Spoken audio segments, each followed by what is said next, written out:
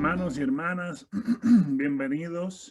bienvenidas a este espacio digital de la Iglesia Luterana de la Trinidad en Humboldt Park. En estos momentos vamos a escuchar hoy el mensaje y la reflexión para el día de hoy, que es el cuarto domingo después de Epifanía. Y al mismo tiempo estamos pues también celebrando en cierto aspecto el fin del mes de enero y comenzando entonces mañana el mes de febrero, que es el mes de la historia panafricana, Black History Month,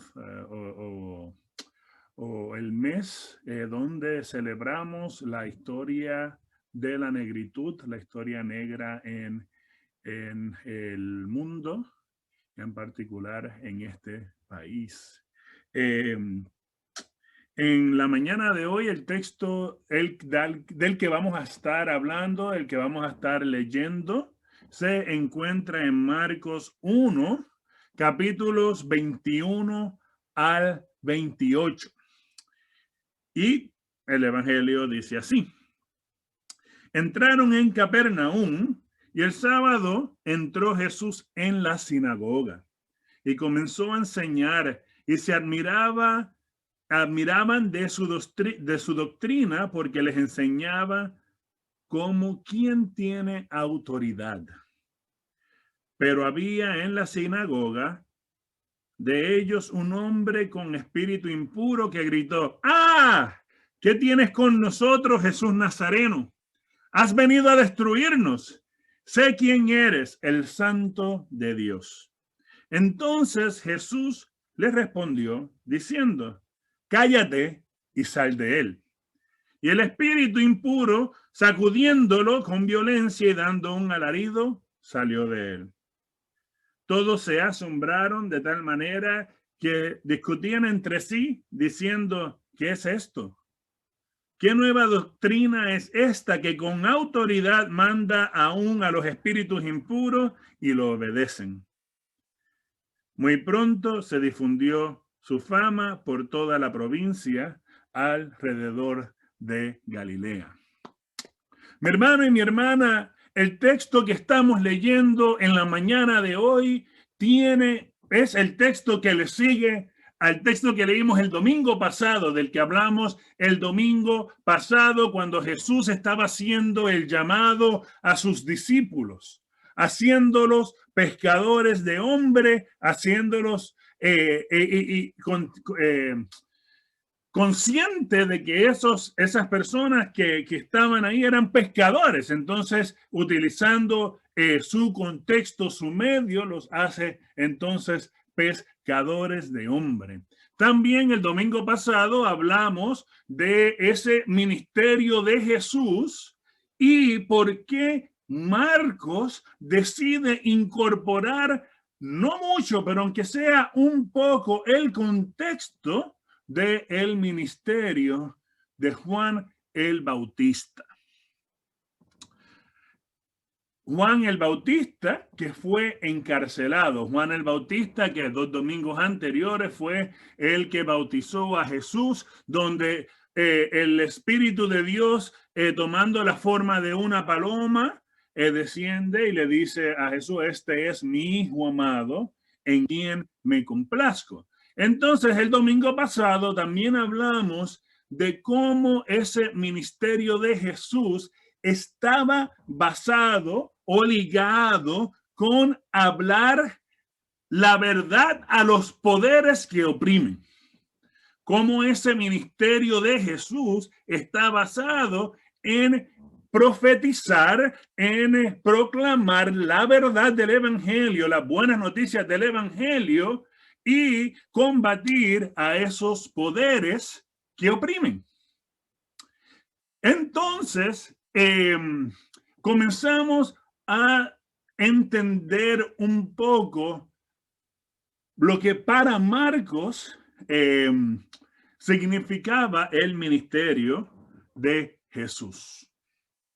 Teniendo eso en mente, entonces llegamos a este pasaje que no tiene que ver con,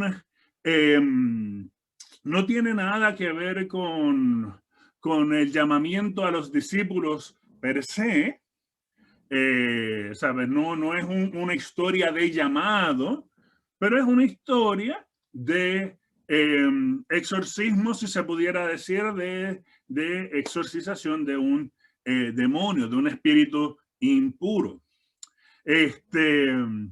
Tenemos que entender que el siglo I y el siglo XXI hay una diferencia y una distancia grandísima y no tienen los mismos contextos. Tenemos que entender también, o es importante entender, que en el siglo I la ciencia no se veía de la misma manera en que la vemos ahora. Que la espiritualidad y la religión no se ve de la misma manera en que lo vemos ahora. Entonces, no podemos completamente coger el texto de este primer siglo que está respondiendo al entendimiento que tenía una comunidad o un autor sobre unos sucesos y decir, mira, vamos a afirmarlo como si hubiese pasado 3 minutos atrás.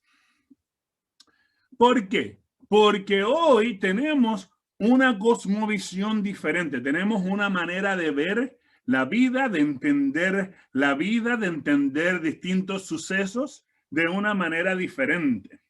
Para utilizar palabras de domingo, voy a utilizar la palabra, tenemos una manera de entender esos eventos fenomenológicos de una manera diferente. ¿Qué significa fenomenológico? Pues entender ese fenómeno que pasó, esa experiencia que tenemos en nuestra vida, que le podemos llamar fenómenos, y nosotros le ponemos entonces una definición o un entendimiento, un valor a ese evento. Entonces, ¿qué pasa? Si seguimos un poco lo que hemos estado hablando en los domingos anteriores del ministerio de Jesús, teniendo en mente el hablar con autoridad y reclamar y proclamar el evangelio, las buenas noticias del evangelio en contra de esos poderes que oprimen, podemos entonces ver tal vez y también poder entender que esos espíritus impuros también tienen que ver con esos poderes que oprimen. Un ejemplo, entendiendo, o sea, mañana empieza febrero, el mes de la historia de donde se celebra la negritud. No porque tengamos que celebrarla solamente en este mes. La negritud la debemos celebrar todos los meses. Pero como hay una estructura que privilegia la racialización blanca, oprime entonces a la racialización negra y por lo tanto se trata de crear este mes para traer representación, para traer awareness, conocimiento y conciencia, para traer conciencia de las distintas opresiones. El ministerio de Jesús, que habla y profetiza en contra de esos poderes opresores, hablaría en contra del racismo. Y el racismo, en cierto aspecto, lo podríamos ver como ese espíritu impuro, como un espíritu impuro que oprime. ¿Por qué utilizo el racismo como espíritu impuro? ¿Por qué no digo, bueno, pero pues es un demonio y un demonio? Pero porque el racismo es algo que se nos ha enseñado desde pequeño, no de una manera como que, oh, no, tú tienes que ser racista, No, no, no, no. Es que la manera en que nosotros nos vamos criando, vemos cómo se tratan mejor, por ejemplo, a las personas blancas versus a las personas negras. Vemos en la televisión cómo se representa a la persona negra con muchos estereotipos, o lo mismo con los latinos, cómo se representan a los latinos, vagos, tomadores, maltratantes, violentos. Entonces, ¿qué pasa? Que nosotros empezamos a ver estas diferencias e inconscientemente empezamos a creérnosla.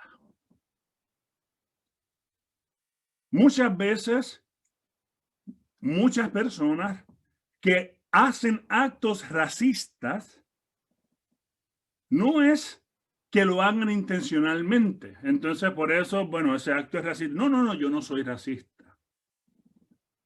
No es intencional, pero es cuando vivimos en ese espacio que no reconocemos los privilegios y las opresiones que se viven de acuerdo a las diferencias de las personas. Entonces, imagínense que está en una iglesia y el Señor está hablando con autoridad en contra de esos poderes opresores. ¿Cuántas personas millonarias van a las iglesias? ¿Cuántas personas que oprimen van a las iglesias? Son cristianos. Además, el presidente anterior, el movimiento evangélico cristiano lo adoraba, lo exaltaba porque para ellos era el escogido de Dios.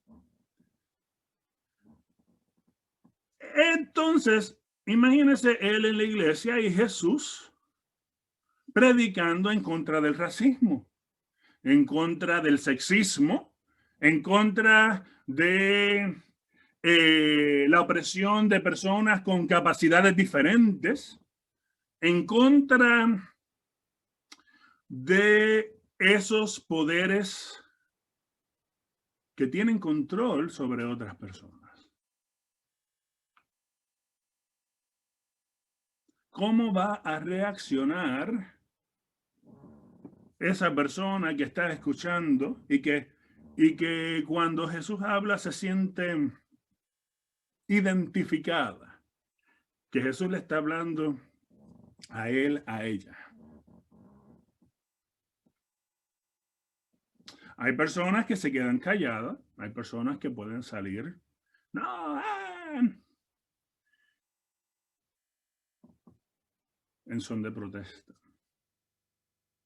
Jesús le habla en contra de esos poderes opresores.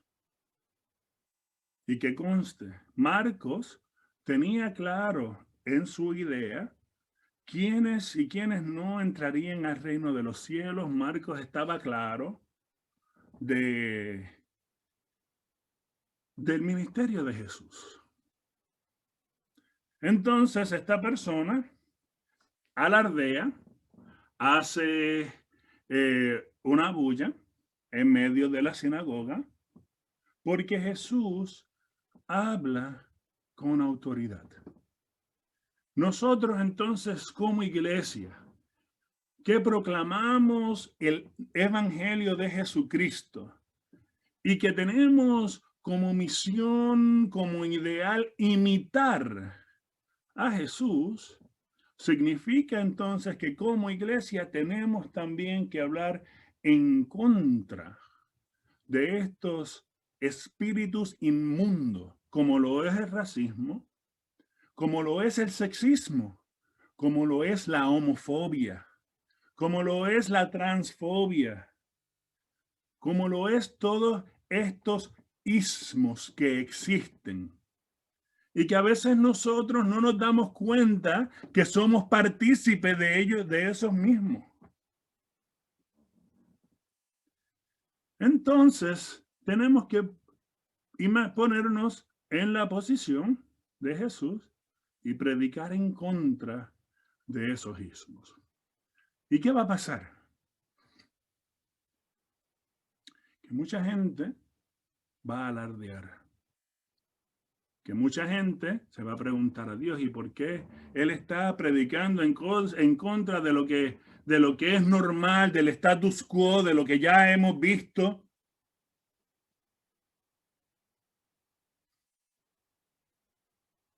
Y probablemente tenemos que afirmar y declarar a ese espíritu inmundo fuera de estas, de estas personas, incluso de nosotros mismos, incluso de nosotras mismas. Y es un trabajo constante. Mucha gente piensa que uno se convierte y ya pan. Sí, hay gente que cambia así rapidito, pero los estudiosos han reconocido, ¿se acuerdan de la palabra metanoia que hablamos en varios domingos atrás? El cambio de mente, la conversión, es un proceso constante.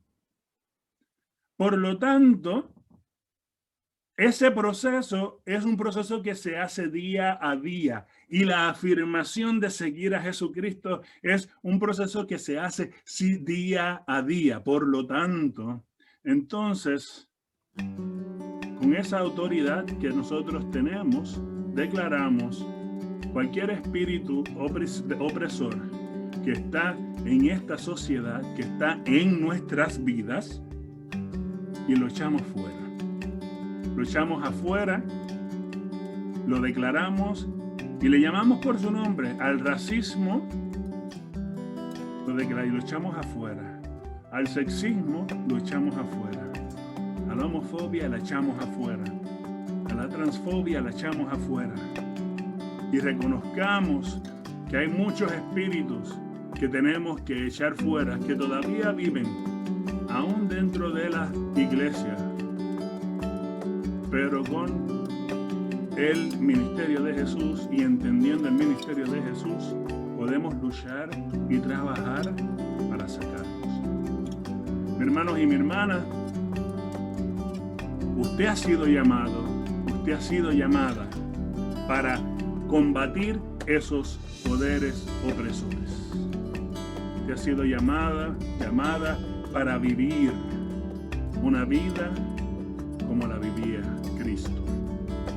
No solamente para predicar la personalidad de Cristo, pero para imitar desde tu contexto, porque no es que vas a hacer todo lo que Cristo hacía, pero desde tu contexto, vivir como Cristo vivió. Amén. Amén. Dios me le bendiga. Los amo y nos veremos entonces en la próxima semana. Un abrazo.